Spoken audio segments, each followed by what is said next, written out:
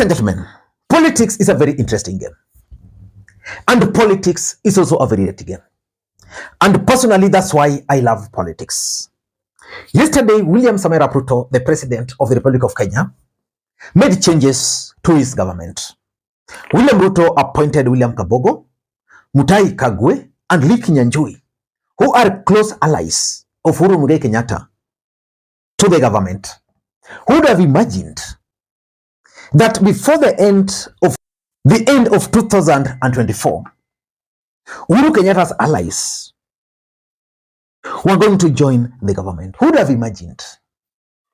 I'm 100% sure that by June last year, or let's say by April, none of you would have imagined that William Ruto would actually take his time, visit Uhuru Kenyatta at his residence, and then from there, make changes to his government by appointing Uhuru Kenyatta's allies. But for those who've been following this channel, I've always reminded you that in politics, we have only two constants: the interest and the betrayal. And that as long as the interests of politicians are converging, they can always work together. That's why personally, I'm not surprised that William Ruto and Uhuru Kenyatta are working together. But the changes yesterday are definitely going to shape the politics of the Republic of Kenya moving forward. And of course, you have the winners and the losers. Tomorrow, I'm going to do for you a comprehensive analysis of all the winners and all the losers following yesterday's appointment to the cabinet. But one of the biggest losers in that list is none other than William Samoei Arap Ruto, which is going to form the basis of this analysis. Just let me give you a glimpse of those who have lost in a big way during this, following the appointments. Kimani Ichung'wah has lost in a very big way. Tomorrow I'll explain to you guys why. Musalia Mudavadi has also lost in a very big way. I'll explain to you that tomorrow. Fred Matiang'i has also lost. I'll explain to you guys why and how he has lost. But there are also winners. One of the biggest winners is Babu Owino. He's been vindicated. The other winner is Ndindi Nyoro. The other winner is Moses Kuria. I'm going to come up with a proper analysis about the winners and losers tomorrow. But in this particular video, I want to explain to you guys why William Ruto, the President of the Republic of Kenya, who made those changes, is actually the biggest loser. Before you do that, for those who are watching this channel for the first time, please take a second or two, click the subscribe button so that next time we produce a video like this, YouTube will automatically notify you. And to the subscribers, I want to continue thanking you guys for your continued support. Because without that support, this channel cannot be where it is. Ladies and gentlemen, without any further ado, allow me to dive in. But again, before I dive in, allow me to also take this opportunity to introduce you guys to LemFi. LemFi is a mobile money app for users in the UK, Canada, and the United States of America to send money back to Kenya. They offer the best exchange rates, and the money will be delivered instantly into your M-Pesa account, Airtel Money account, and of course, if you want, directly into your bank account. You can use the link in the pinned comment to download the app. Ladies and gentlemen, without any further ado, allow me to dive in. Why do I strongly believe that William Ruto is the biggest loser following the appointments which he himself made? Let me explain to you guys. Number one, Ruto has automatically now ceded the mountain to two people,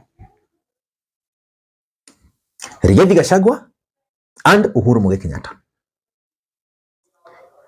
Previously, and I stated it here on many occasions, that there was no way William Ruto was going to allow any other person to emerge in the mountain as a kingpin.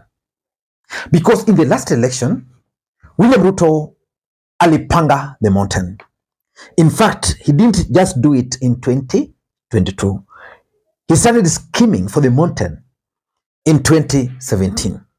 Those who followed the 2017 politics, that's when William Ruto ensured that anybody who was strong from the mountain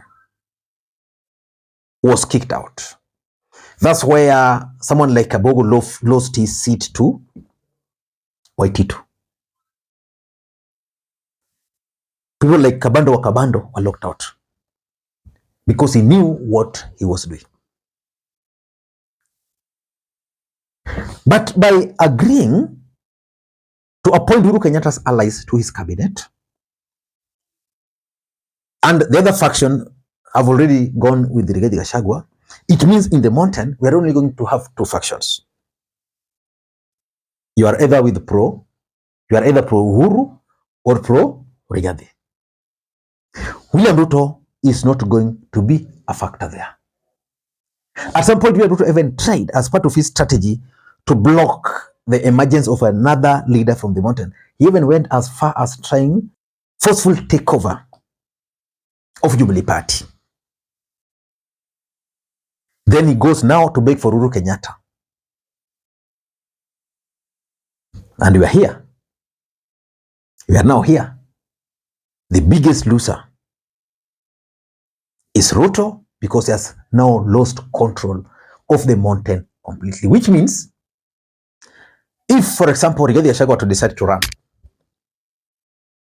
for the presidency, then Uhuru Kenyatta also decides to betray Ruto, because Ruto, the betrayal is also a constant in politics.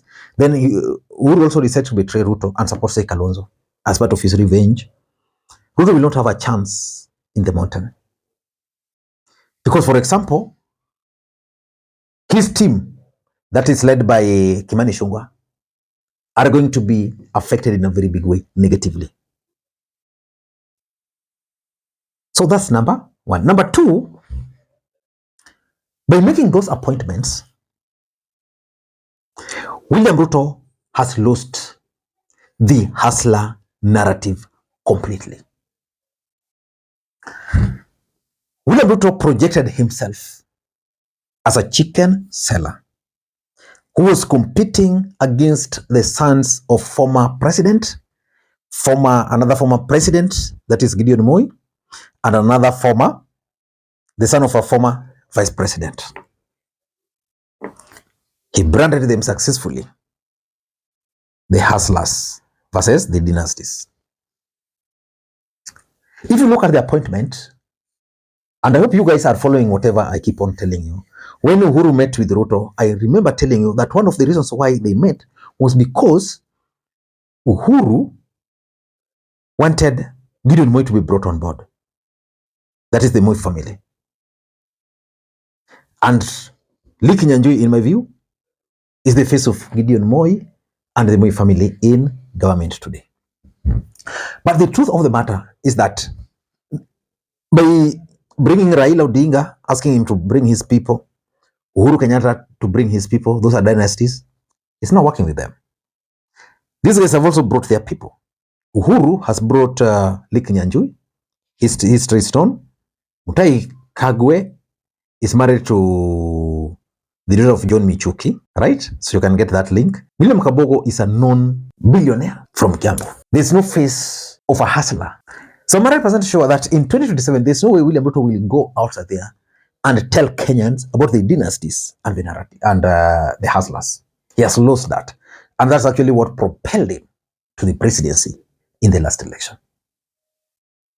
So Ruto will no longer be called hustler. Number two. Number three, through this appointment, ODM party is going to be rattled. ODM party is going to be restive.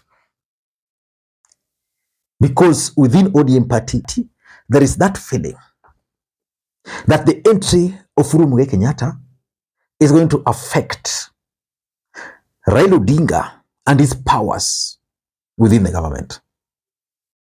There's that feeling.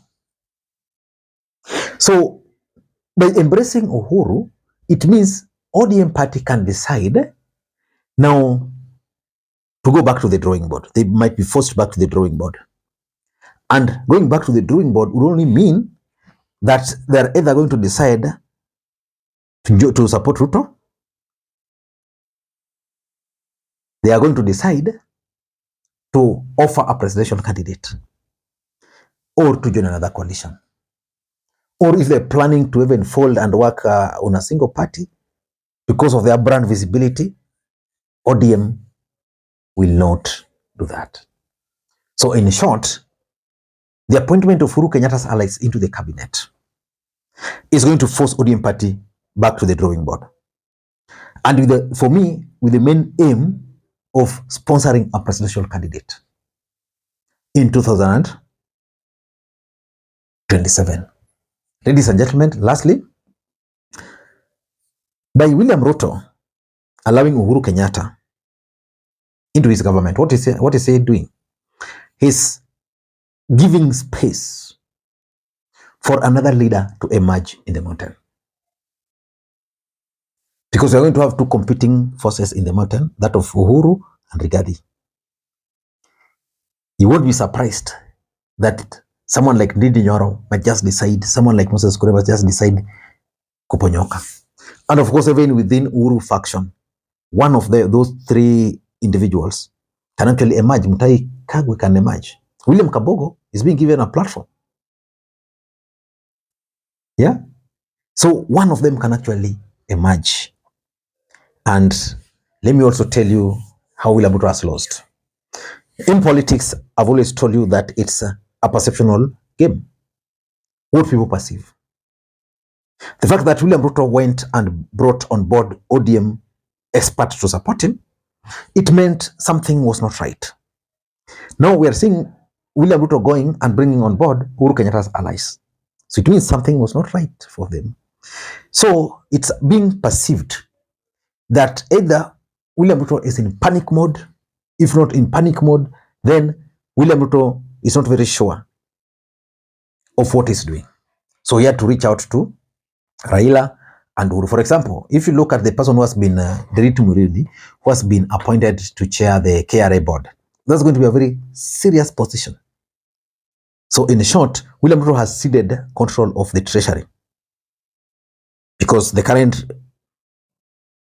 CS is Mbadi, and now the chair of the KRA, which is collecting money, is Muriithi Nderitu, which in my view is a very good appointment. Ladies and gentlemen, I don't know what to think. That's my take. Until next time, this is Lee Makwiny. Bye-bye.